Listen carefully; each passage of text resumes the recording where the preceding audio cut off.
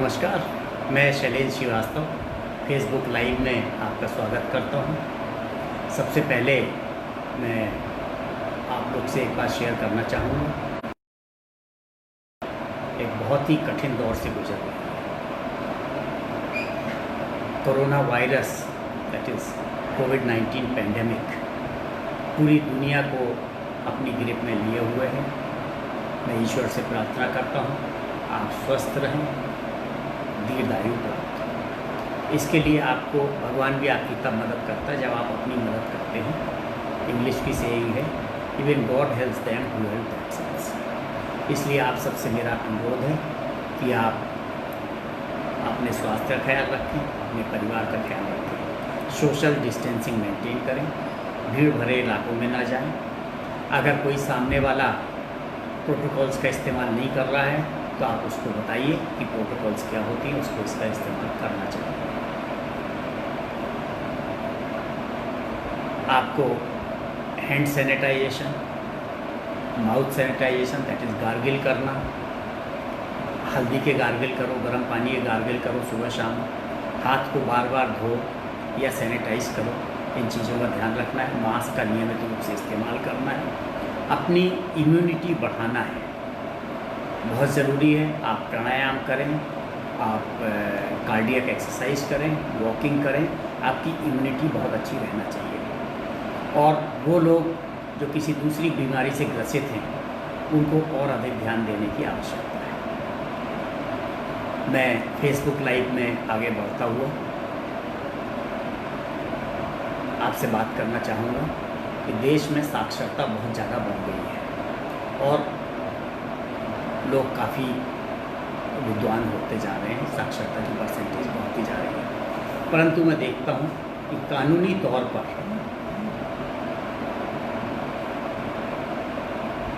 ऐसा लग रहा है कि लोग अभी भी बहुत सारे नियम कानून प्रक्रिया को जानते नहीं हैं और वो नियम कानून प्रक्रिया को नहीं जानते हैं, इसलिए उनको बहुत सारी समस्याओं का सामना करना पड़ता है। नियम कानून प्रक्रिया लोगों के ईज़ के लिए होते हैं। कहते हैं rules and regulations are made for the ease of the people, not to harass them. लेकिन होता क्या है कई बार कि बहुत सारे लोग नियम कानून प्रक्रिया नहीं जानते हैं, जिस कारण से उनको बहुत सारी समस्याओं का सामना करना पड़ता है।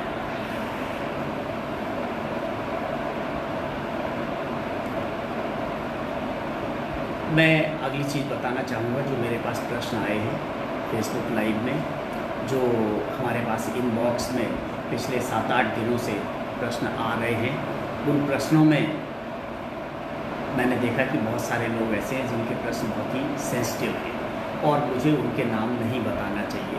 इसलिए मैं इस बात का विशेष ध्यान रखूँगा कि लोगों को किसी का नाम ना मालूम हो, उनका नाम डिस्क्लोज ना हो जिन केसेस में सेंसिटिविटी है। और जो केसेस जनरल नेचर के हैं उनको हम ऐसा कर सकते हैं कि वो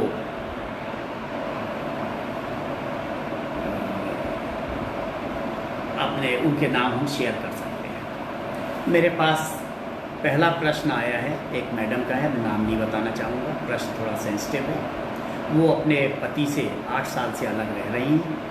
उनका पति उनको छोड़कर चला गया है, वो पाकिस्तानी नेशनल है। मैडम के पास में एक नोटराइज्ड डॉक्यूमेंट है डाइवोर्स का। मैडम का प्रश्न ये है कि क्या वो नोटराइज्ड डॉक्यूमेंट लीगली वैलिड है या उनको डाइवोर्स के लिए कुछ और करना पड़ेगा। मैं बताना चाहूँगा कि आपका जो डॉक्यूमेंट है उसकी लीगल वैल्यू बहुत कम है। ये कॉरोबोरेटरी एविडेंस के रूप में इस्तेमाल हो सकता है।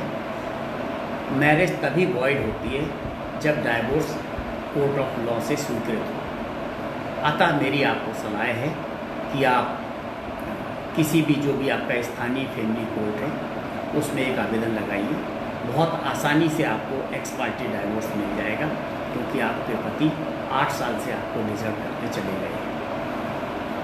अगला प्रश्न है बच्ची का है, कामनी लोहिया का। बिटिया चाहती है IPS बनना, कि मैं कैसे IPS बनूँ। बेटा बहुत अच्छा प्रश्न है। ईश्वर करे आप IPS बने, मेरी आपको बहुत बहुत शुभकामनाएं।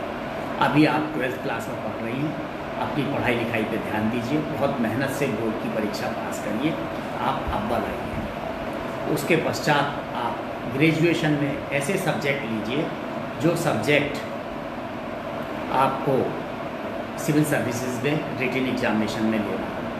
अतः आप ये सब्जेक्ट सिलेक्शन में बहुत मेहनत करें, उसको देखें कि जिस सब्जेक्ट में आपकी रुचि हो, जिसमें आप अच्छे नंबर स्कोर कर सकते हो सिविल सर्विस में, वही सब्जेक्ट आप ग्रेजुएशन में लीजिए, जिससे आपको फ़ायदा मिलेगा। आपकी लिखने पढ़ने की क्षमता आपको बहुत बढ़ाना पड़ेगी। आपका प्रश्न मैंने देखा, मुझे ऐसा लगता है कि आपको लेखन की बहुत ज़्यादा प्रैक्टिस करना पड़ेगी। आप लेखन की प्रैक्टिस करिए, हिंदी अंग्रेजी अखबार पढ़िए, अपना सामान्य ज्ञान बढ़ाते रहिए, और जब आप ग्रेजुएशन में चले जाएं तो इसके साथ साथ आप अपनी सिविल सर्विसेज की तैयारी जारी रखिए। ईश्वर से प्रार्थना करता हूँ आप सफल हों। ध्यान रखिए, हिम्मत करने वाले कभी नाकाम नहीं होते। आप ज़रूर IPS बनेंगी। आपको मेरी बहुत बहुत शुभकामनाएं।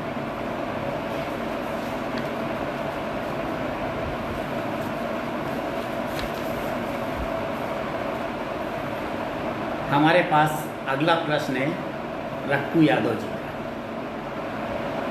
ये प्रश्न रक्कू यादव जी ने बिजली विभाग से संबंधित पूछा है। उन्होंने कहा है कि सरकार ने घोषणा की है कि आधा बिल भरो, लेकिन जब वो बिजली विभाग में जाते हैं तो उनको पूरा बिल भरने को कहा जाता है। उनको बिजली विभाग अच्छा नहीं लगता है और उन्होंने कहा बिजली विभाग का काम अच्छा नहीं है। मेरी आपको सलाह है, आप स्कीम को फिर से पढ़ लें कि किस स्कीम के तहत बिजली विभाग ऐसी छूट दे रहा है, और यदि आप उस स्कीम से आपको लगता है कि आप इसमें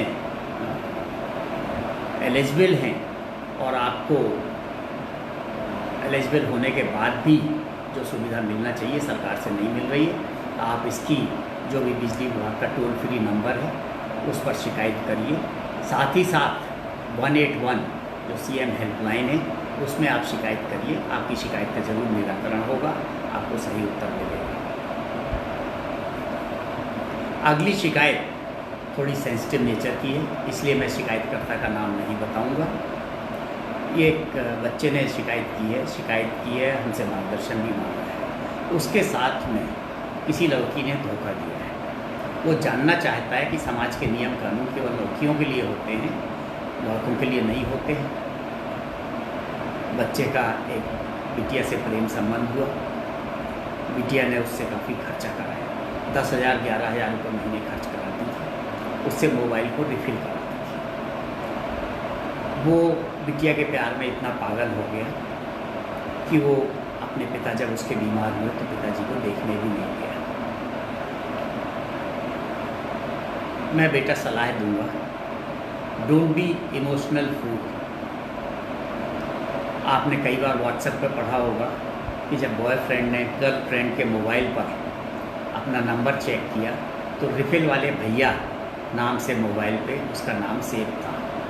आपके साथ चीटिंग हुई है, आप इस सब को भूलकर आगे बढ़िए, अपनी ज़िंदगी देखिए। आपके पिता बीमार रहते हैं, आप उनका ख्याल रखिए, आप अपनी पढ़ाई का ध्यान दीजिए, अपने भविष्य को देखिए, अपने आय व्यय के साधन को देखिए और इसको भूल जाइए। ये जो भी आपके साथ हुआ है बहुत ही दुर्भाग्य है, लेकिन ऐसा होता रहता है। समाज का कानून जरूर लेडीज़ के फेवर में होता है। आपने एक बात और लिखी कि आप उसी लड़की के घर में किराए पर रहते हैं और उसने आपसे कहा है कि यदि आपने मुंह खोला तो आपको अंदर करा देगी। ये बात सही है। समाज में लड़की के जो भी कहेगी उसको बहुत महत्व मिलेगा। मेरी आपसे सलाह है वो घर खाली करके आप दूर चले जाइए, उसको भूलने की कोशिश करिए। आपको डिप्रेशन होता है, उससे बाहर निकलिए। आप में सुसाइडल टेंडेंसी है, उससे बाहर निकलिए। आप मेडिटेशन करिए, आप योगा करिए, आप अपने आप को संभालिए, अपने माँ बाप का ख्याल रखिए। आपकी अभी शादी की उम्र नहीं हुई है, आप पढ़ाई लिखाई करिए, नौकरी करिए, रोज़गार करिए, माँ बाप की आमदनी का साधन बनिए। उसके पश्चात आप कोई अच्छी सी लड़की देखकर शादी कर लीजिए, आपको अच्छी लड़की मिलेगी, आप सफल होंगे ज़िंदगी में। आप पुराने को भूल जाएंगे, इसको एक बुरे सपना समझकर आप इसको भूल जाइए। मेरी बहुत बहुत शुभकामनाएं आपको। आप डिप्रेशन से बाहर निकलिए। Again my advice to you, don't be a emotional fool, don't be an emotional fool. और रिफिल वाले भैया भी बन के मत रहिए। ध्यान रखिए, भविष्य में भी कोई आपको बुद्धू बना सकता है। आप वल्नरेबल हैं, आप इमोशनल हैं, संभल के रहिए।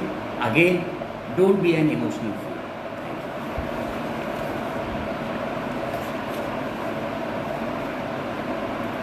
हमारा अगला प्रश्न है, पुष्पेन जी ने किया है, पुष्पेन सिंह जी ने। और पुष्पेन जी का अनुभव पुलिस के साथ बहुत ख़राब रहा है, ऐसा मुझे लगता है। उन्होंने मुझसे पूछा है कि पुलिस के कॉमन मैन के पुलिस के खिलाफ क्या अधिकार हैं। कॉमन मैन को पुलिस के खिलाफ सभी अधिकार हैं। ऐसा कोई अधिकार नहीं है जो कॉमन मैन को ना हो।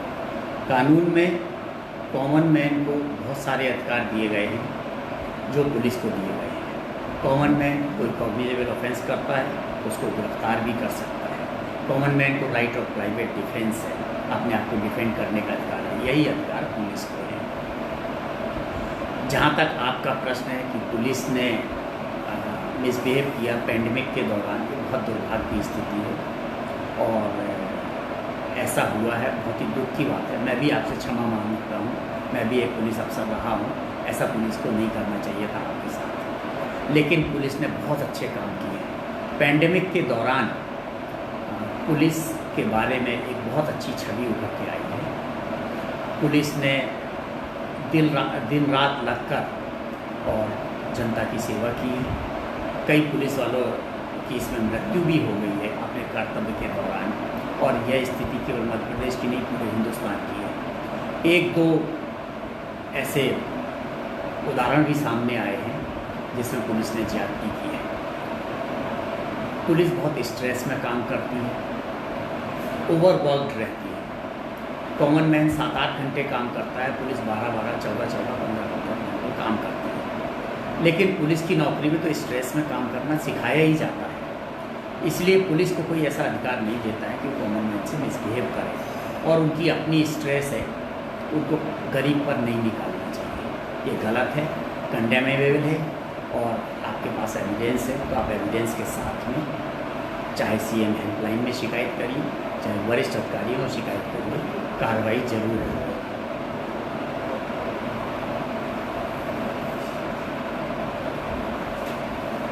अगला प्रश्न है धर्मेंद्र राठौर जी की तरफ से है, और धर्मेंद्र राठौर जी ने प्रश्न पूछा है how to join police service. वो पुलिस अधिकारी बनना चाहते हैं।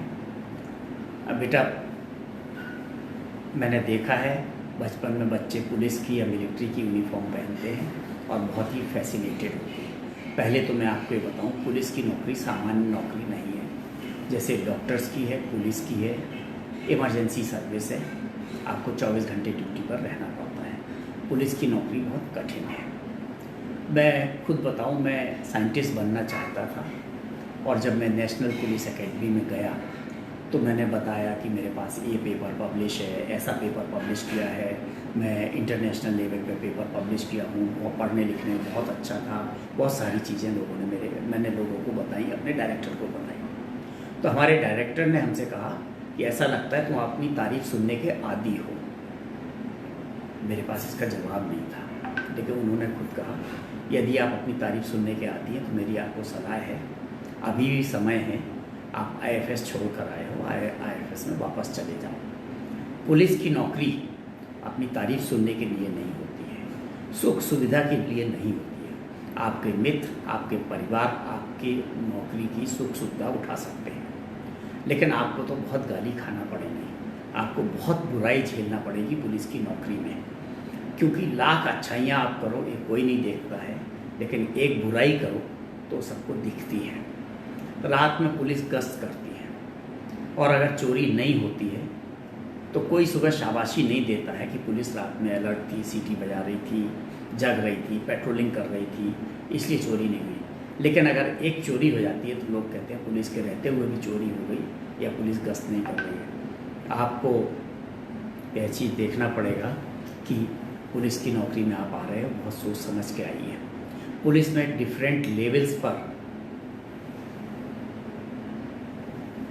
पुलिस में डिफरेंट लेवल्स पर रिक्रूटमेंट होता है। कांस्टेबल लेवल पे होता है, सब इंस्पेक्टर लेवल पर होता है, डीएसपी लेवल पर होता है और आईपीएस लेवल पर होता है। कांस्टेबल बनने के लिए कुछ अर्हताएँ होती हैं कि हाई स्कूल पास होना चाहिए, उसमें फिजिकल टेस्ट भी होते हैं। डीएसपी लेवल पर ग्रेजुएट होना पड़ता है, उसकी भी कुछ क्वालिफिकेशंस हैं, कुछ फिजिकल स्टैंडर्ड्स हैं। आईपीएस के भी कुछ स्टैंडर्ड हैं, सब इंस्पेक्टर के भी हैं। आप देखिए कि आपको किस लेवल पर रिक्रूट होना है। आप उसके नियम निकालिए, उस हिसाब से पढ़ाई करिए। मेरी आपको बहुत बहुत शुभकामनाएँ। कांस्टेबल का रिक्रूटमेंट मध्य प्रदेश में आजकल व्यापम के माध्यम से हो रहा है, सब इंस्पेक्टर के भी व्यापम के माध्यम से होता रहा है। डीएसपी का recruitment state public service commission के माध्यम से होता है और आईपीएस का recruitment union public service commission के माध्यम से होता है। आईपीएस में काडर अलॉटमेंट भी होता है। जब आपका सिलेक्शन हो जाता है तो आपसे कुछ चॉइसेस पूछी जाती हैं और आपकी मेरिट के अनुसार आपको वो स्टेट मिलता है। पूरा हिंदुस्तान एक है, आपको कोई भी स्टेट मिल सकता है आपकी मेरिट के हिसाब से और आपकी चॉइस के हिसाब से ये देखा जाता है।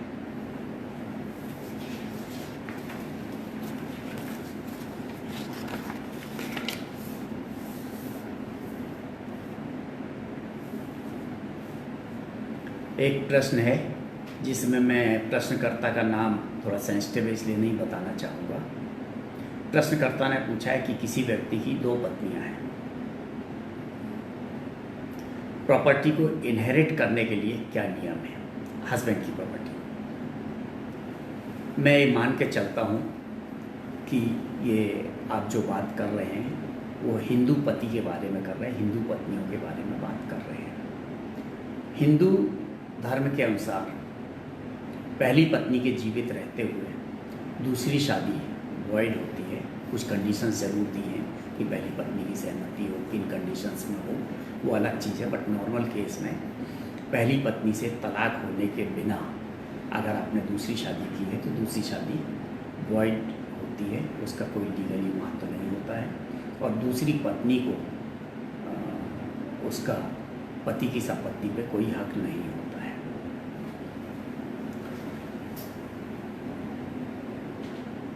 उसके बच्चों की रही बात, दोनों पेरेंट्स को दूसरी शादी वाले जो कि इलीगल मैरिज कराएंगे पर दोनों पेरेंट्स को बच्चों का मेंटेनेंस करना होता है।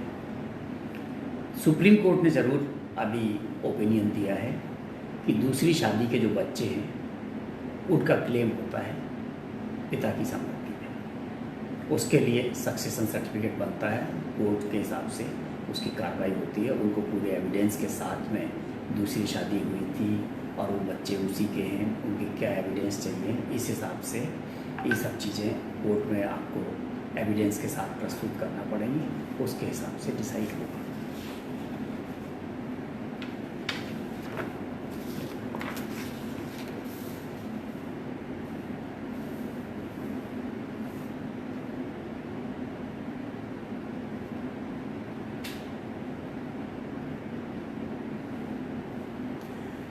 एक महानुभाव ने प्रश्न पूछा है, मैं उनका नाम नहीं बताऊंगा।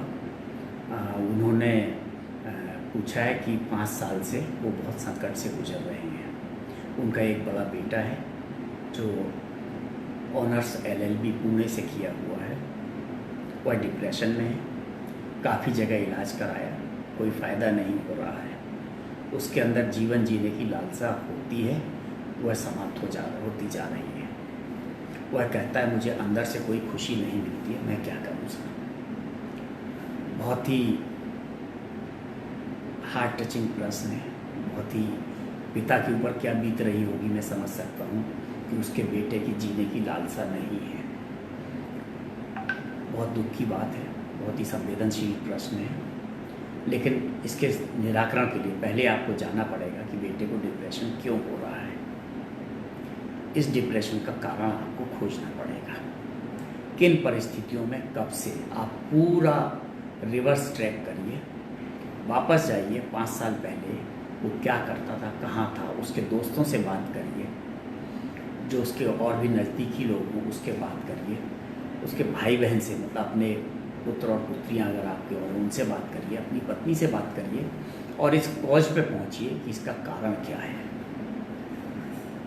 ये मैं ज़रूर बता दूं, ऐसी कोई समस्या नहीं होती जिसका निराकरण नहीं होता है।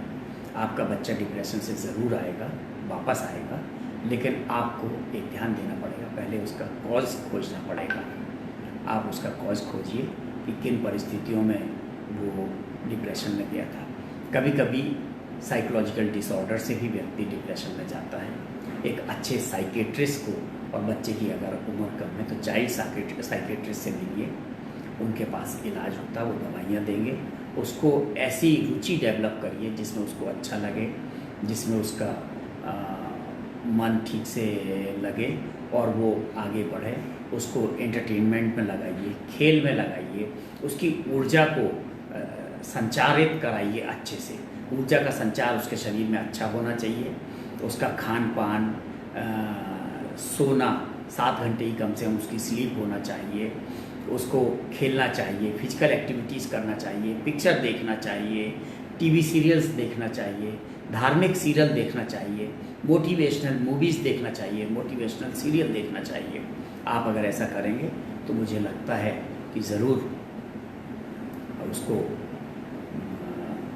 डिप्रेशन से बाहर लाने में आप उसकी मदद करेंगे। उससे बात करिए, उसको समय खूब देना पड़ेगा और मुझे लगता है कि ज़रूर आपकी समस्या का निराकरण होगा।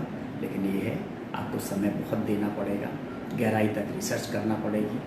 मुझे लगता है आप पुलिस अफसर हैं, आपका जो मैंने डिटेल पढ़ा, तो मैं आपको ये भी कहूँगा, यदि आप पुलिस अफसर हैं तो आपको इन्वेस्टिगेशन तो आपका बेसिक काम है, तो आप इन्वेस्टिगेशन अच्छे से करिए, अपने घर में ही अपनी इन्वेस्टिगेटिव स्किल्स दिखाइए और उसके बाद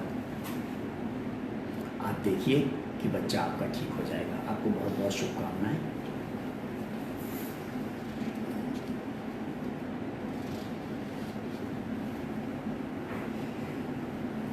एक मैडम ने पूछा है, अगला प्रश्न है जिसको मैं ले रहा हूँ, कैसे इंटरनेट में अपना प्रोफाइल हैक होने से बचें, कैसे अपने फ़ोटोज़ को ज़्यादा से ज़्यादा सेफ रखें इंटरनेट में।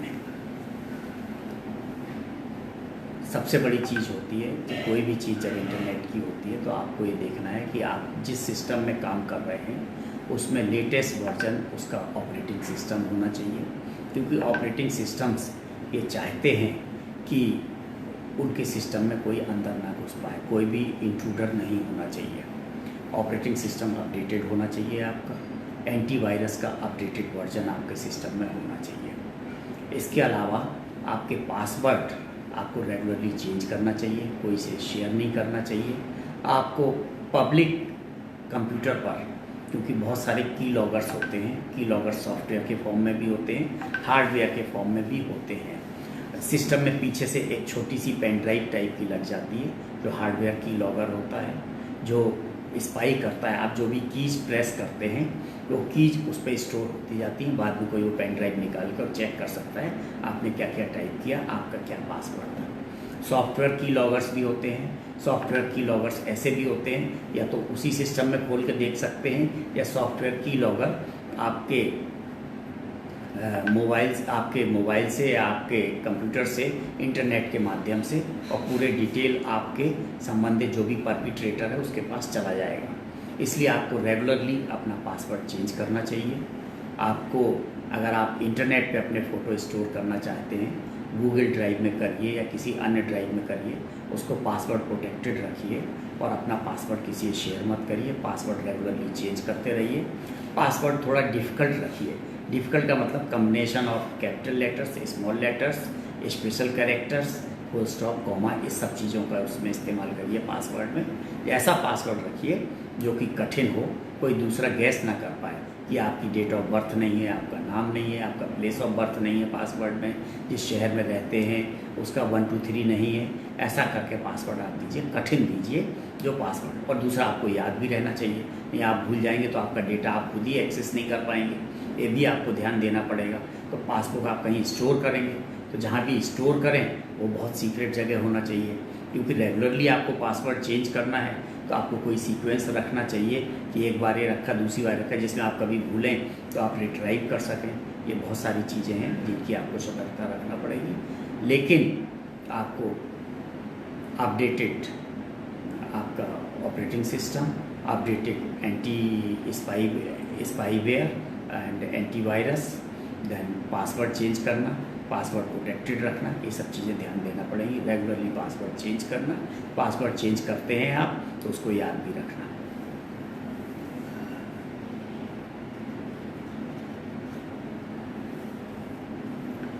एक मैडम का प्रश्न आया है, मैं उनका नाम शेयर नहीं करूँगा, प्रश्न थोड़ा सेंसिटिव है। एक मैडम है, उनका दामाद उनकी बेटी से डाइवोर्स चाहता है और कोई ऐसा कारण नहीं है जिससे वो कन्विंस कर सके, और जो दामाद है उसकी माँ उसको सपोर्ट करती है। उनकी लव मैरिज हुई थी 8 साल पहले, दोनों में बहुत टेंशन है और इस वजह से घर परिवार में मतलब मैडम को और उनकी पुत्री को भी बहुत टेंशन होगा और वो कई साल से उनसे अलग भी रह रहा है और आता भी नहीं है। बहुत सारी उनकी समस्याएं हैं। मेरी सलाह ये है कि आपने ये भी कहा है कि प्रॉब्लम इतनी सेंसिटिव है कि आप फेसबुक पर शेयर नहीं कर सकती हैं, क्योंकि फेसबुक पर आपके रिलेटिव्स भी हैं, वो भी इन समस्या को देख सकते हैं। तो मैं आपसे कहूँगा कि मेरा ईमेल आईडी फेसबुक पर उपलब्ध है पेज पर, आप ईमेल करते हैं, मैं आपको सलाह दूंगा। ज़रूरत पड़ी तो आपसे फ़ोन पर बात भी कर लूँगा। आप ईमेल मुझे भेज दिया है आपने, मुझे ऐसा अभी मालूम पड़ा है, तो आपके ईमेल पर मैं आपको डिटेल में जवाब दे दूँगा। आपकी समस्या को मैं पब्लिक नहीं करूँगा।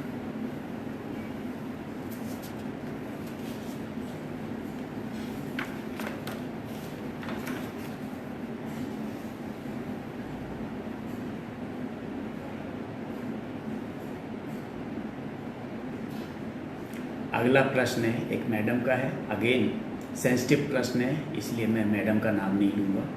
उन्होंने लिखा है कि मैं परेशानी का निराकरण कीजिए। मेरी 5 साल की बेटी है, उसके फादर 2016 में हमें छोड़कर भाग गए। मैं उनकी दूसरी वाइफ हूँ। उनकी एक वाइफ से एक बेटा है, बट मुझे बेटी हुई है और उनको यह लगा कि वह बेटी अनलकी है, इसलिए वो हमें छोड़कर चले गए। ना वो बेटी को और मुझे रखने को रेडी हैं, ना ही कोई भी व्यवस्था कर रहे हैं और ना ही हमें मेंटेन कर रहे हैं। 4 साल से पता ही नहीं वो कहाँ चले गए हैं। अभी 1 महीने पहले मालूम पड़ा है कि वह अपनी पहली पत्नी के साथ रह रहे हैं। पहली चीज़ तो बेटी देवी का स्वरूप होता है, तो वो दुर्भाग्यशाली है पिता जो अपनी बेटी को अशुभ माने, अभागा माने, ये उसका दुर्भाग्य है। दूसरी चीज़ मैडम, मैं आपसे एक प्रश्न करूँगा, आपने जब दूसरी शादी की आपको मालूम था कि उसकी पहली शादी है? अगर आपको मालूम था कि उसकी पहली शादी है तो आपको इसमें नहीं पड़ना चाहिए था। आपने भी एक घर तोड़ा है। वो पहली पत्नी के ऊपर क्या बीती होगी, उसके बेटे के ऊपर क्या बीती होगी जब उसके पति ने, बेटे के पिता ने दूसरी लेडी से शादी कर ली।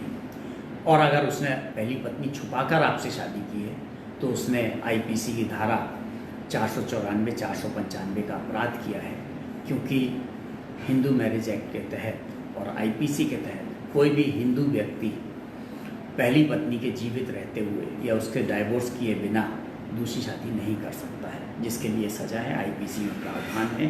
तो यदि आप वो चाहती उसकी पहली पत्नी तो उसके खिलाफ कार्रवाई कर सकती थी, उसने नहीं की। मेंटेनेंस की बात है तो आपका दूसरे पति पे, क्योंकि आपकी मैरिज लीगल नहीं है, आपकी मैरिज वॉइड है, पहली पत्नी से डाइवोर्स हुए बिना आपकी शादी हो गई, तो आपकी मैरिज की लीगली कोई वैल्यू नहीं है। ये दुर्भाग्य है। आपको इमोशनल झटका ज़रूर उसने दिया है, लेकिन कानूनी तौर पर एक कठिन है आपको सिद्ध करना कि आपका उनके ऊपर कोई अधिकार है।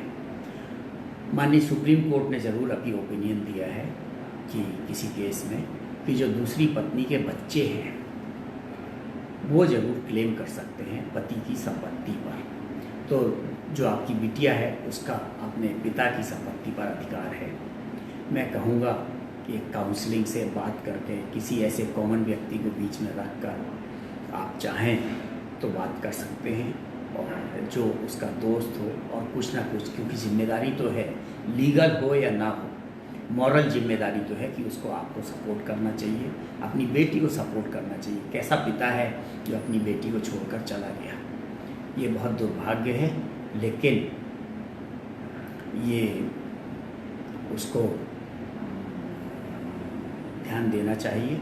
और आपको भी किसी कॉमन मैन के थ्रू, अथवा अगर आप पुलिस में भी काउंसलिंग सेंटर वगैरह में जाएंगे, मुझे लगता है कुछ ना कुछ आपकी मदद हो जाएगी। तो लीगली तो आपकी स्टैंड नहीं बनती है, लेकिन मॉरली ज़रूर, क्योंकि आपके साथ चीटिंग हुई है। और अगर उसने छुपा के शादी की है तो आपके साथ बहुत बड़ी चीटिंग हुई है। और अगर आपने इस नॉलेज में की है कि उसकी पहली पत्नी थी फिर भी आपने शादी कर ली, तो गलती तो आपसे हुई है। बट बिटिया का कोई दोष नहीं है, दोनों को, माँ बाप को बिटिया को मेंटेन करना चाहिए। उसको बिटिया को तो मेंटेन करना पड़ेगा। दूसरा, बिटिया का पिता की संपत्ति पे हक भी बनता है, वो क्लेम कर सकती है। थैंक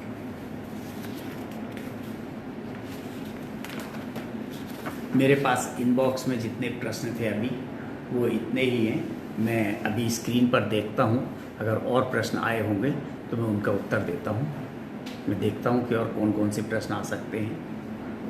एक प्रश्न है, भदौरिया जी ने किया है, sir I am I state PSC aspirant in MP prelims 2019 was on 12th January.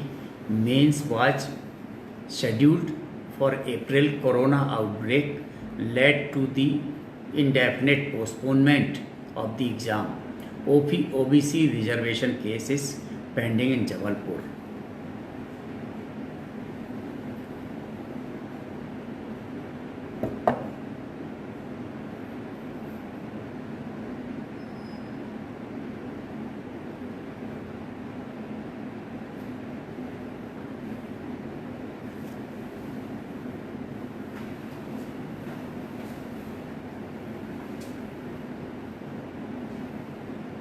ये वाला पहले, OBC case is pending in Jabalpur high court. Sir, online court चालू है तो इसकी सुनवाई क्यों नहीं हो पा रही है? काफ़ी सारे केस की सुनवाई हो रही है। स्टेट PSC स्टेट का सबसे बड़ा एग्ज़ाम है। Nearly 2.5 lakh students have appeared in that category, total category। 50% reservation का प्रकरण हाई कोर्ट में पेंडिंग है। मेरी आपसे सलाह है कि आप अपने वकील के माध्यम से और इसको हाई कोर्ट में एक अर्ली हियरिंग की एप्लीकेशन लगाएं, जिससे ज़रूर हाई कोर्ट आपकी समस्या को सुनेगा। इतने सारे बच्चों के भविष्य की बात है, हाई कोर्ट में ज़रूर इस चीज़ पे ध्यान दिया जाएगा। लेकिन अर्ली हियरिंग के लिए आपके वकील को इमरजेंसी बताते हुए और एप्लीकेशन लगाना पड़ेगी। और अगर फाइनल सुनवाई नहीं हो पा रही तो कोर्ट से एंट्रीम ऑर्डर लेना चाहिए कि आप अभी, जब तक कि फाइनल डिस्पोजल ना हो जाए आपके एप्लीकेशन का, तब तक PSC रिजल्ट डिक्लेयर नहीं करेगा। अभी तो पेंडेमिक है, स्थिति बहुत विकट है। आप अपना ख्याल रखिए, मास्क का इस्तेमाल करिए, हैंड सैनिटाइज़र का इस्तेमाल करिए, गार्गल्स करिए, अपना इम्यूनिटी बढ़ाइए, इसका ध्यान दीजिए। उसके साथ साथ पढ़ाई करिए, क्योंकि जब आदमी 14 घंटे 18 घंटे पढ़ता है तो उसको बहुत सारी फिजिकल एक्टिविटीज़ पे ध्यान नहीं दे पाता है, नींद भी पूरी नहीं होती है। तो अभी तो मुझे लगता है 2-3 महीने एग्ज़ाम होने की परिस्थिति नहीं बन रही है। आप अपनी इम्यूनिटी बढ़ाइए, पढ़ाई अच्छे से करिए, और आपको बहुत बहुत शुभकामनाएँ। ज़रूर आपके प्रकरण का निराकरण हाई कोर्ट से शीघ्र होगा। एक प्रश्न हमारे पास आया है, मैं नाम फिर नहीं बताऊंगा। उन्होंने कहा है कि my wife filed divorce and now I know that she is cheating with me by her ex boyfriend, and her ex boyfriend is also filing divorce from his wife. Is there something legally I can do? आपकी पत्नी और आपके बीच के संबंध अच्छे नहीं हैं, पत्नी ने आपको छोड़ दिया है और एक्स बॉयफ्रेंड के साथ वो जाना चाहती है। एक फैमिली काउंसलिंग हो सकती है। घर परिवार के बड़े बुजुर्गों से सलाह करिए, चाहे पुलिस के फैमिली काउंसलिंग सेंटर में जाइए, चाहे उसके परिवार में जाइए, उसको समझाइए। आपने यह नहीं लिखा है कि आपके बच्चे हैं या नहीं हैं। यदि बच्चे हैं तो उसको बोलिए कि उन बच्चों का ख्याल रखें। अपनी ज़िंदगी तो हो गई बहुत, बच्चों का भविष्य देखना है। और आप ये डिटेल्स देखिए कि क्या हो सकता है और उसके पीछे पड़ने से कोई ऐसा महत्व नहीं है। पहली चीज़ तो समझाए से ही होगा, क्योंकि घर में कलह तो आपके रोज़ होता रहेगा। समझाने पे वापस आ जाइए, उसके माँ बाप से बात करिए, उससे बात करिए। और अगर फिर भी नहीं बनता है तो आपको लीगली डाइवोर्स ले लेना चाहिए, क्योंकि बार बार ये कलह होता रहेगा। आप एक काउंसलिंग करिए, पूरे प्रयास करिए कि वो जुड़ जाए, और जब लगता है कि नहीं जुड़ते हैं तो फिर उसका कोई औचित्य नहीं है।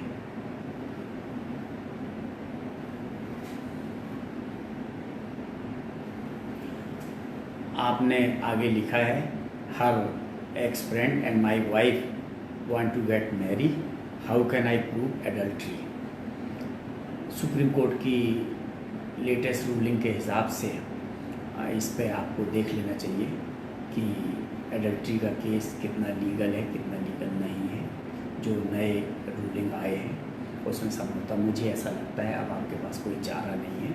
आप समझा बुझा के करिए, नहीं तो आपको अपना डाइवोर्स फाइनल करके और आपको अपनी लाइफ आगे बढ़ाना चाहिए।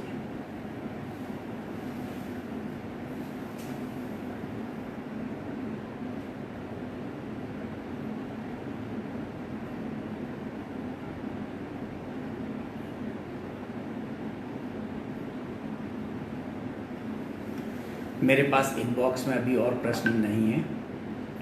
मैं आप सबको उपस्थिति के लिए बहुत बहुत धन्यवाद देता हूँ। ये मैं प्रसन्न हूँ ऐसा तो नहीं कह सकता हूँ कि बहुत खुशी की बात है हम आप मिले। इनफैक्ट बड़े दुख की बात है कि बहुत सारे लोगों की बड़ी बड़ी समस्याएं हैं, और जिन समस्याओं के लिए हम मिले हैं, खुशी तो तब होगी जब आप में से किसी एक की भी समस्या का निराकरण हो जाए।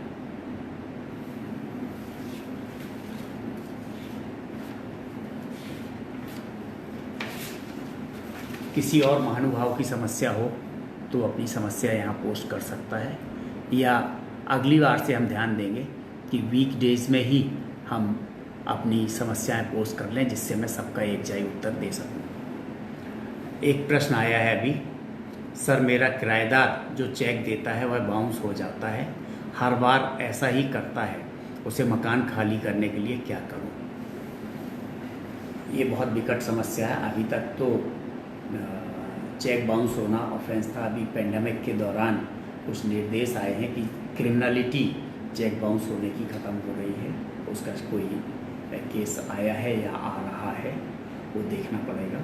आप उसको समझाइए, नहीं तो आप इवैक्यूएशन का ऑर्डर दीजिए और अपना इसकी वसूली के लिए एक सिविल सूट फाइल करिए और उससे उसमें वसूली करिए।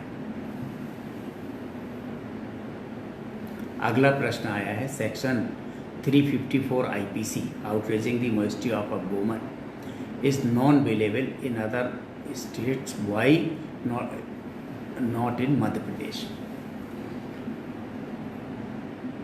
आप जानते हैं कि कानून विधानसभा से पारित होता है और लोकसभा से पारित होता है।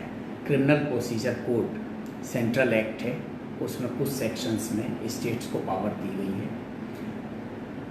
इस 354 IPC के तहत जो बेलेबल और नॉन बेलेबल की पावर है ये स्टेट गवर्नमेंट को है। स्टेट गवर्नमेंट चाहे तो लेजिस्लेशन लाकर 354 को कॉग्निजेबल 354 को नॉन बेलेबल बना सकता है।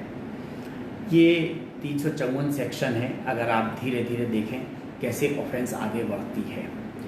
पहला सेक्शन होता है 294 का 294, that is indecent science and gestures. उसके बाद जब ग्रेविटी बढ़ती है तो 509 का होता है। इसमें धीरे धीरे पनिशमेंट बढ़ता है। पहले 2 साल का होता है, बेलेबल होता है, फिर 3 साल का होता है, बेलेबल होता है, फिर 354 जाता है जिसमें पनिशमेंट 3 साल या उससे ज़्यादा भी हो जाता है। फिर 354A भी सेक्शन आ गया है जो नॉन बेलेबल हो गया है। मध्य प्रदेश में अभी सरकार ने ऐसा उचित नहीं समझा है कि 354 को नॉन अवेलेबल बनाया जाए। विधानसभा में नियम बनाने की प्रक्रिया है। जनप्रतिनिधि और विधानसभा के लिए विधायक वो चाहते हैं तो कई बार अशासकीय संकल्प लाते हैं कि इसको ऐसा करे सरकार, और उस पर कंसिडरेशन होता है, विधि विभाग के पास जाता है, वो अपना पुलिस विभाग और विधि विभाग अपने अनुमति देंगे और उसके बाद ये बन भी सकता है। मुझे ऐसा लगता है कि संभवतः इसलिए ये ऐसा नहीं किया है इन्होंने, क्योंकि इनको लगता है कि झूठे केसेस भी बहुत सारे होते हैं, ख़ास तौर से वर्क प्लेस पर। और 354 में अगर उसको नॉन अवेलेबल कर देंगे और अगर उसको 48 घंटे से ज़्यादा व्यक्ति जेल में रह लिया तो उसको मैंडेटरी प्रोविज़न है कि उसे सस्पेंड करना पड़ेगा। तो इसलिए ऐसी चीज़ें हैं कि जिससे हमें ऐसा लगता है कि अभी मध्य प्रदेश में इतनी आवश्यकता नहीं समझी गई है कि 354 को नॉन अवेलेबल बनाया जाए। 354 ये ऑलरेडी है।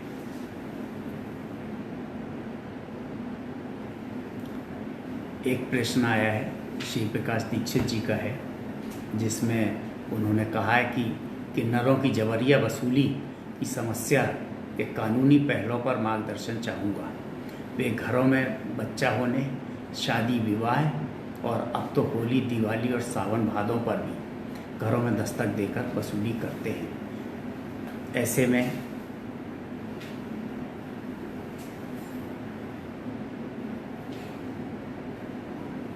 पैसा देने या कम देने पर वे शर्मनाक बर्ताव भी करते हैं, जिसे नंगई कहना उचित होगा। क्या उन्हें इस वसूली के लिए कोई कानूनी संरक्षण मिला है? दीक्षित जी, आपने बहुत ही कंटेम्प्रेरी प्रश्न पूछा है। आज की तारीख में ये होता है, सावन का महीना चल रहा है और किन्नर लोग सब जगह घूम घूम कर वसूली करते हैं और कई बार उनसे लोग डर जाते हैं। हम पुलिस वाले भी उनसे कई बार डर जाते हैं।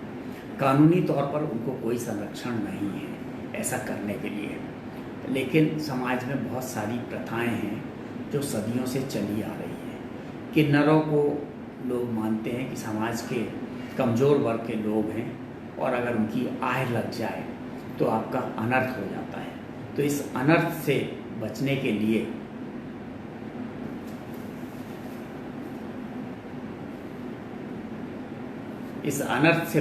लिए उनको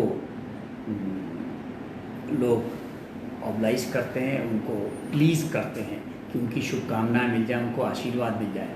शादी ब्याह में तो या बच्चा होने पे तो लोग उनको बुलाते हैं और उनसे आशीर्वाद लेते हैं और उसके एवज में उनको पैसा देते हैं।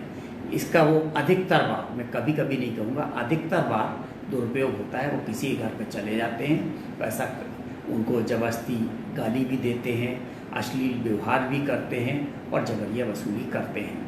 वैसे अगर संबंधित पुलिस को आप खबर करें, डायल 100 को खबर करें, तो डायल 100 के आने के बाद आजकल ऐसा देखा है कि किन्नर लोग भाग रहे हैं।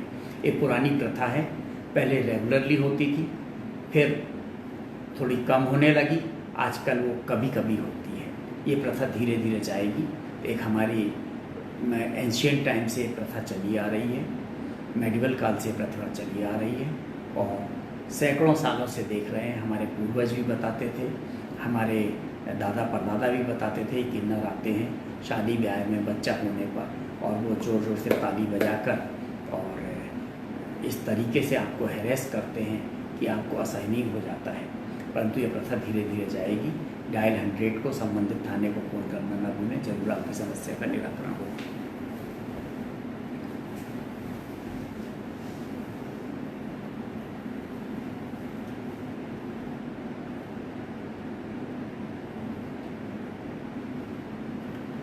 मयूर उपाध्याय जी ने प्रश्न पूछा है, सर हमने साइबर सेल केवल बड़े बड़े प्रॉब्लम्स सॉल्व करने के लिए ही बनाया है क्या?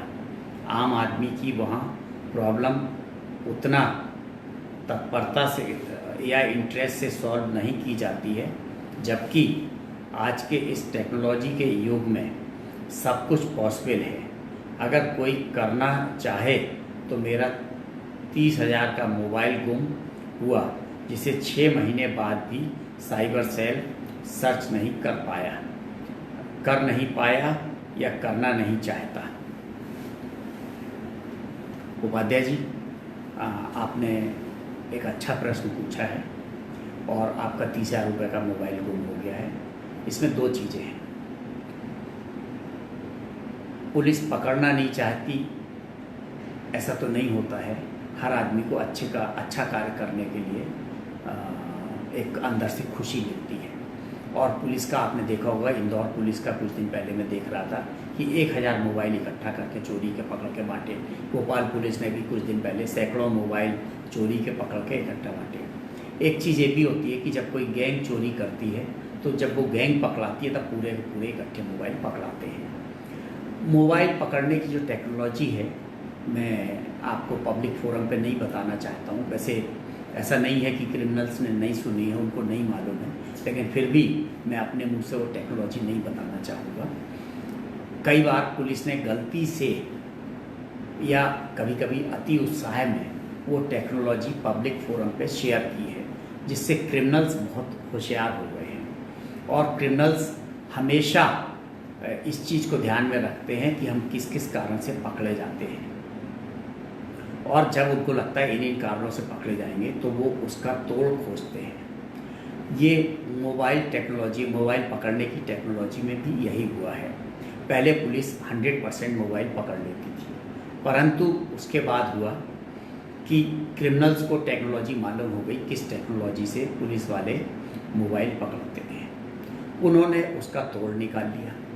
बीच में चाइनीज़ मोबाइल आने लगे थे, जिनका चाइनीज़ मोबाइल का 10-10, 15-15 एक ही नंबर होते, जो आइडेंटिफिकेशन होते थे वो 100 मोबाइल के एक जैसे आइडेंटिफिकेशन नंबर होते थे, या बहुत सारों में आइडेंटिफिकेशन नंबर होता भी नहीं था।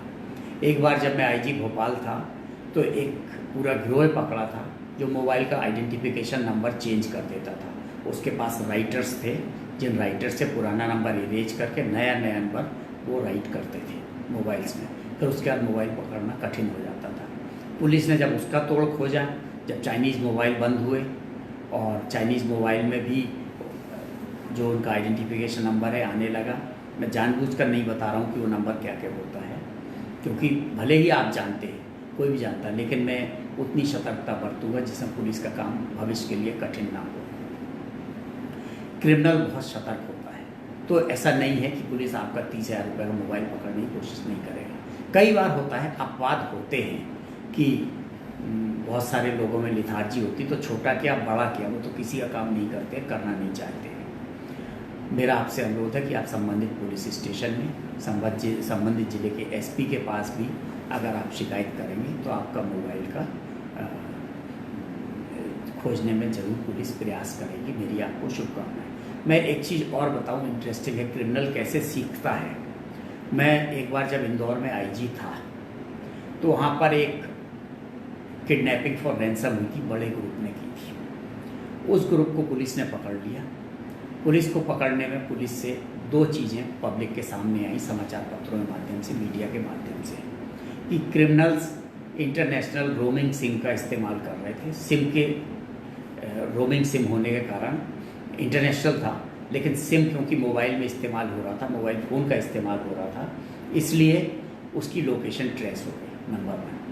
नंबर 2, उन्होंने पैसा फिजिकली, जैसे आप पिक्चरों में देखते होंगे, एक सूटकेस लेके हीरो पैसा देने जाता है, आगे सामने से क्रिमिनल आता है पैसा लेने, गोली चलती है, कभी हीरो जीतता है कभी क्रिमिनल जीतता है, इस हिसाब से होता है। तो इन्होंने ये देखा कि दोनों चीज़ें पुलिस की, कि पुलिस ने जिस हिसाब से क्रिमिनल को पकड़ा था, पहला एक रोमिंग सिम का इस्तेमाल होने से, मोबाइल फ़ोन का इस्तेमाल होने, दूसरा कि फिजिकल पैसे का ट्रांसफ़र होने से। नाउ 6 महीने बाद अगली किडनैपिंग होती है और बहुत बड़ा दाऊद ग्रुप करता है, उसका जो स्प्लिंटर ग्रुप था एक, उसने किया है। अंडरवर्ल्ड ने किडनैपिंग की। जो किडनैपर्स थे वो जद्दा में थे, यूएई में थे, और उन्होंने वहाँ से की। तो उन्होंने इस बार दोनों गलतियाँ नहीं की। उन्होंने क्या किया, इंटरनेशनल रोमिंग सिम की जगह लैंडलाइन का नंबर इस्तेमाल किया यूएई का रैंसम कॉल के लिए, और पूरी कॉल यूएई से होती थी। दूसरा, उन्होंने जो रैंसम का पैसा था वो हवाला से मांगा। उन्होंने कहा कराची दे दीजिए, जापान दे दीजिए, सिंगापुर दे दीजिए, पैसा हमें हवाला से चाहिए, फिजिकल पैसे का ट्रांसफ़र हमको नहीं चाहिए। नाउ पुलिस की कठिनाई पड़ गई। पुराने केस में जो 2 उनकी गलतियां थी उन्होंने इसको रिपीट नहीं किया। इस केस में उन गलतियों को उन्होंने सुधार लिया और उन्होंने कहा कि हम तो लैंडलाइन से सऊदी अरबिया से फ़ोन करेंगे, हम पैसा हवाला से लेंगे। इस केस को भी पुलिस ने पकड़ लिया, किडनैपर को पकड़ा और किडनैपी को छुड़ाया और 1 पैसे का रैंसम नहीं लिया। इसमें उन्होंने जो गलतियां की थी वो हमने आज तक पब्लिक नहीं की, केवल हमारे उस समय के जो एसपी थे, जो थानेदार थे, उन लोगों के बीच में रह गई और इसलिए बहुत सारी जो किडनैपर को अपनी टेक्नोलॉजी में सुधार करना होता था वो नहीं कर पाए और किडनैपर आज भी पकड़े जा रहे हैं।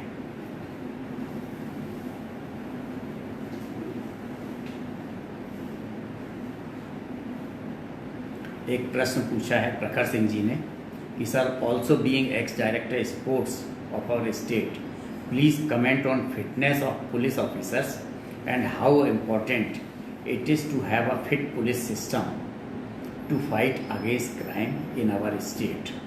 Should there be a fitness manual for police officers, and if it is there, is it followed, as we can clearly see very unfit fatty officers in our state?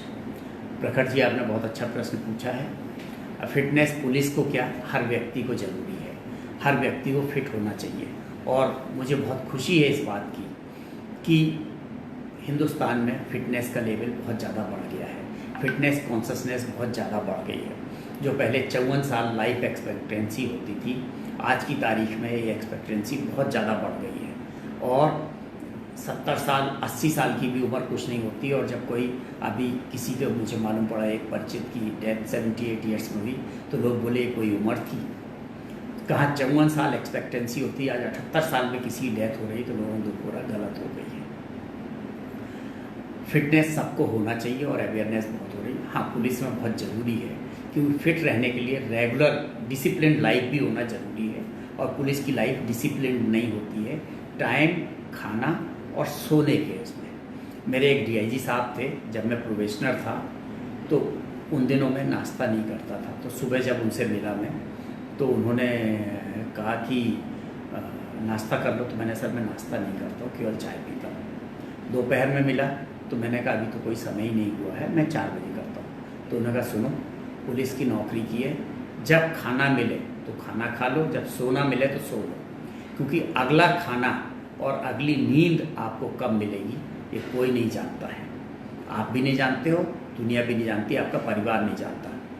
उस दिन के बाद से मैं हमेशा अपनी गाड़ी में 2 लोग का खाना लेकर चलता था जब भी ड्यूटी पर होता था, एक अपने ड्राइवर के लिए, एक अपने लिए, कि मेरा ड्राइवर भी भूखा ना रहे और मैं भी भूखा ना रहूँ। और अगर किसी दिन गनमैन को ले जाना होता था या साथ में कोई दूसरा अफसर जाता था तो मैं 3-4 लोग का खाना सुबह से अपनी गाड़ी में रख लेता था। एक चीज़ और है, जब घर से खाना खा के जाओ तो 10 लोग खाना खिलाने वाले मिलते थे, लेकिन अगर घर से भूखे जाओ और खाना साथ में ना ले जाओ तो ड्यूटी के दौरान कोई खाने के लिए पूछता भी नहीं था। ये भी ऐसा हुआ, पता नहीं भगवान का क्या संजोग है, जब अपने पास खाना हो तो सब पूछते हैं, जब नहीं होता तो कोई पूछता नहीं है। आपको चाय पी के समय बिताना पड़ता है।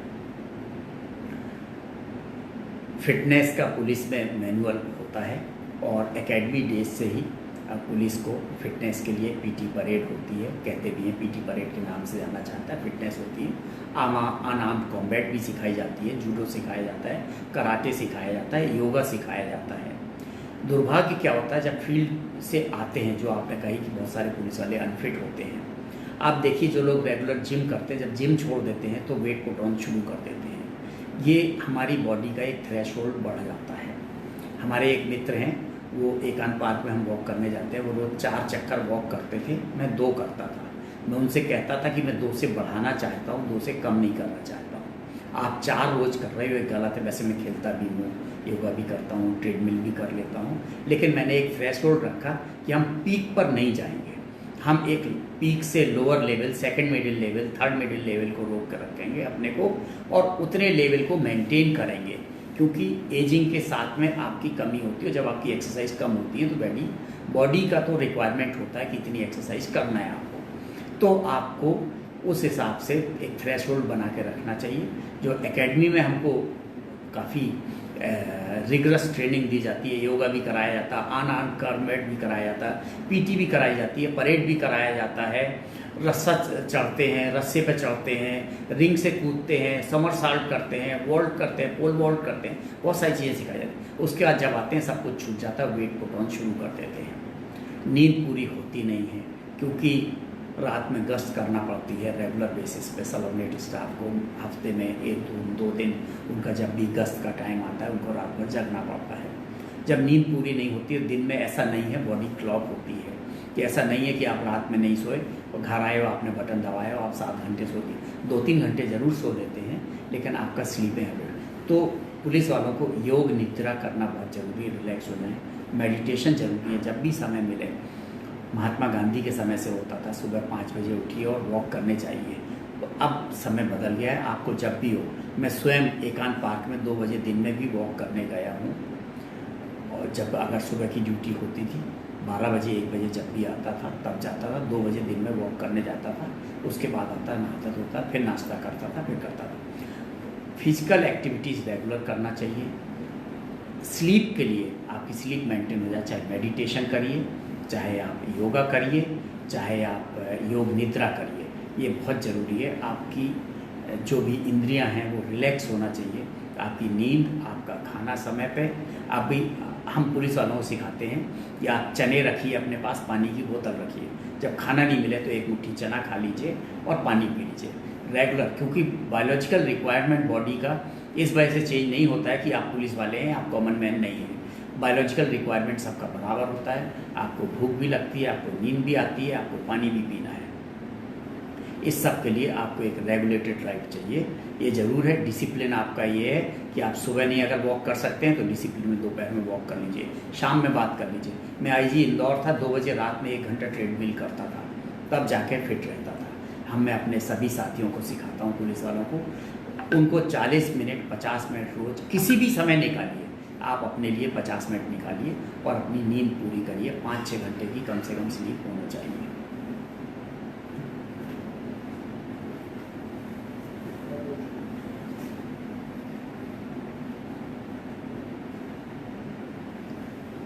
मनोज गौर जी ने प्रश्न किया है, where to complain for fake mobile calls online. देखिए, जिस तरीके साइबर क्राइम है, कोई भी क्राइम जिसमें कंप्यूटर सब्जेक्ट हो, ऑब्जेक्ट हो या इंसिडेंटल हो, वो साइबर क्राइम की श्रेणी में आता है, कंप्यूटर क्राइम्स होते हैं ये। और क्योंकि मोबाइल फ़ोन भी एक कंप्यूटर है, कंप्यूटर इंटरनेट भी एक कंप्यूटर जनरेटेड ही चीज़ है, तो ये कंप्यूटर रिलेटेड ऑफेंस है और साइबर क्राइम है। साइबर क्राइम की शिकायत आपको साइबर सेल में करना चाहिए या पुलिस वालों को करना चाहिए। हमारे जो यंग पुलिस ऑफिसर्स हैं, चाहे आईपीएस हों, चाहे डीएसपी हों, चाहे कांस्टेबल, हेड कांस्टेबल हो, सब इंस्पेक्टर हों, साइबर सेल भी आ रहे हैं आजकल। वो पुराना ज़माना गया जब लोग कंप्यूटर को एक डिब्बा समझते थे या सोफिस्टिकेटेड टाइपिंग मशीन समझते थे। आजकल नए बच्चे आ रहे हैं, कंप्यूटर सेवी हैं, कंप्यूटर का बहुत अच्छा ज्ञान है उनको, और वो बहुत अच्छे तरीके से कंप्यूटर क्राइम को डिटेक्ट करते हैं। जो फेक कॉल्स आते हैं, फेक मोबाइल कॉल्स आते हैं, उनको डिटेक्ट करते हैं। स्पूफिंग के माध्यम से भी होता है, बहुत सारी चीज़ें होती हैं। लेकिन मैं इसके साथ एक सलाह दूंगा, सब कुछ पुलिस पर ही मत छोड़िए, अपने ब्रेन का भी इस्तेमाल करिए। यदि कोई व्यक्ति आपको कॉल करके, मैं जानता हूँ बड़े बड़े लोगों को, सीनियर रिटायर्ड ऑफिसर्स को जानता हूँ, उनके पास एक ईमेल आया कि आपको 40,000 रुपये की लॉटरी मिली, 4 लाख रुपए की लॉटरी निकली है, आप इसके लिए रजिस्ट्रेशन कराइए, 5,000 रुपये दीजिए। उन्होंने 5,000 रुपये जमा कर दिए। उन्होंने कहा नहीं, अब आपको इसका लाइफ टाइम मेंबर बनना है, आप 20,000 रुपये दीजिए। 20,000 रुपये उन्होंने दे दिए, 25,000 रुपये दे दिए, उसके बाद सामने वाला गायब हो गया। वो कंप्लेंट लेके आते हैं। मैंने देखो, अगर कोई बिना पढ़ा लिखा व्यक्ति ऐसी कंप्लेंट करे तब तो चलता है, लेकिन आप इतने पढ़े लिखे, इतने ऊंचे पद से रिटायर, बोले नहीं मेरे पास तो एविडेंस है, ये ईमेल है, देखिए ईमेल देखिए, इस ईमेल पे मुझे आया, इस व्यक्ति को आप पकड़ लीजिए। अब उनको कैसे समझाएं, कितना कठिन था मेरे लिए उनको समझाना कि ईमेल फर्जी है, ईमेल फर्जी नाम से बनता है। हर आदमी ईमानदार नहीं होता कि अपने ही नाम से ईमेल बनाए, अपना ही डेट ऑफ बर्थ लिखे, अपना ही सब कुछ करे, ऐसा नहीं होता है। तो आप स्वयं भी सतर्क रहिए। कोई भी लगाता है कि मैं BSNL से बोल रहा हूँ, आपका फ़ोन ख़राब हो गया है, आप ज़रा पासवर्ड बताइए। कोई बोलता है मैं स्टेट बैंक से बोल रहा हूँ, आपका ATM ब्लॉक हो गया, आप ATM का पासवर्ड बताइए, डेट ऑफ बर्थ बताइए, एड्रेस बताइए। तो ये सब चीज़ें नहीं बताना है। बैंक और दूसरी ऑर्गेनाइजेशंस बार बार सबसे कहते हैं कि अपना पासवर्ड, अपना OTP किसी से भी शेयर मत करिए। तो ये आपको ध्यान देना है। अपने मोबाइल फ़ोन को भी किसी को नहीं देना चाहिए, नहीं तो अगर कोई आपके मोबाइल फ़ोन में एक टूल इंस्टॉल कर देगा तो आपका सब डेटा चला जाएगा। वो चीज़ें दूसरी है कि बहुत सारे तो क्लाउड के माध्यम से भी इंस्टॉल हो जाता है, इंटरनेट के माध्यम से भी हो जाता है, कोई कुकी भेज दे कुकी के माध्यम से, वो तो पर्टिकुलर है, अगर कोई हैक करना ही चाहता है। लेकिन ये मान के चलिए कोई अपराधी कितना भी बड़ा क्यों ना हो, पकड़ा जरूर जाता है, गलतियाँ जरूर करता है। और आप ये ध्यान रखिए कि पुलिस 99% आपकी मदद के लिए आपके साथ रहती है। 1% वायलेशंस होते हैं, एब्रेशंस होते हैं समाज में, जो दूसरी जगह हैं एब्रेशंस, वो पुलिस में भी होते हैं। After all we represent this society only. तो जो हिंदुस्तान के एब्रेशंस हैं वो पुलिस में भी रिप्रेजेंट होते हैं। जो हमारे एक भाई ने कहा था, मैं फिर कहूँगा, उन्होंने प्रश्न पूछा था कि पेंडेमिक के दौरान पुलिस ने दुर्व्यवहार किया, पुलिस को ये अधिकार किसने दिया। एक बहुत दुर्भाग्यपूर्ण स्थिति है। और इस घटना से इतने सारे हजारों लाखों पुलिस वालों ने जो अच्छे काम किए हैं उस पर एक क्वेश्चन लगा। मैं आपसे कहूँगा आप उसको माफ़ करिए। वो इंडिविजुअल केस था। ज़्यादातर जो मेजॉरिटी पुलिस अफसर हैं उन्होंने बहुत अच्छा काम किया है और उनको आपको प्रशंसा करना चाहिए। पुलिस के बारे में एक चीज़ और भी है, जो पुलिस के संपर्क में आता है उसके पास पुलिस की इमेज अच्छी होती है, जो पुलिस के संपर्क में नहीं आता उसके पास पुलिस की इमेज खराब होती है। पेंडेमिक के दौरान ज़्यादा से ज़्यादा लोग पुलिस के संपर्क में आए, इसलिए पुलिस की इमेज को एक बहुत ही पॉजिटिव बूस्ट मिला है पेंडेमिक में। Thank you very much. आप सबकी उपस्थिति के लिए आपको बहुत बहुत धन्यवाद। फिर मिलेंगे अगले रविवार को 12 बजे। तब तक आप इनबॉक्स में प्रश्न भेजते रहिएगा और हम उनका जवाब आपके इनबॉक्स में देंगे। आज के जो मुख्य प्रश्न हैं इन सब का उत्तर भी मैं फेसबुक पर डाल दूंगा, प्रश्न और उत्तर डाल दूंगा। कुछ नामों को मुझे गोपनीय रखना पड़ेगा क्योंकि सेंसिटिव प्रश्न है, उनकी इमेज का प्रश्न है, इसलिए मैं उनके नाम को XYZ या तो क्वेश्चन 1 2 3 के हिसाब से क्वेश्चन लिखकर उसका आंसर लिख दूंगा। आप समझ लीजिएगा आपके प्रश्न का उत्तर है। Once again thank you very much.